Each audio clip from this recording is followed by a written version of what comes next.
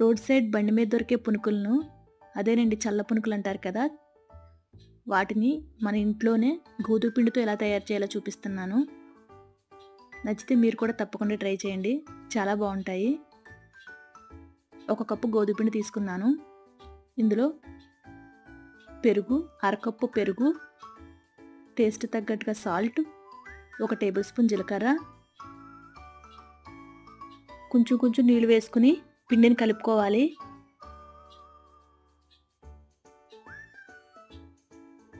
పునుకులను అప్పటికప్పుడు వేసుకోవాలనుకుంటే ఇందులో పులిసిన దోసపిండి వేసుకుంటే గుల్లగా వస్తాయి పునుకులు. నేను ఇక్కడ 1 గరిటె దోసపిండి వేసుకుంటున్నాను. పిండి కన్సిస్టెన్సీ ఈ విధంగా వచ్చే వరకు కలుపుకోవాలి.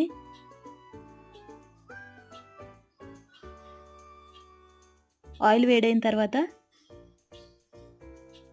చిన్న చిన్న పునుకులుగా వేసుకుని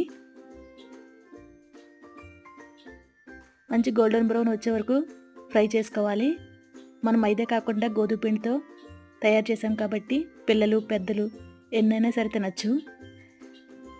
మీరు కూడా ట్రై చేసి ఏ విధంగా వచ్చాయి కామెంట్ చేయండి. బయట కొన్న వాటికన్నా కూడా టేస్ట్ ఉంటాయి.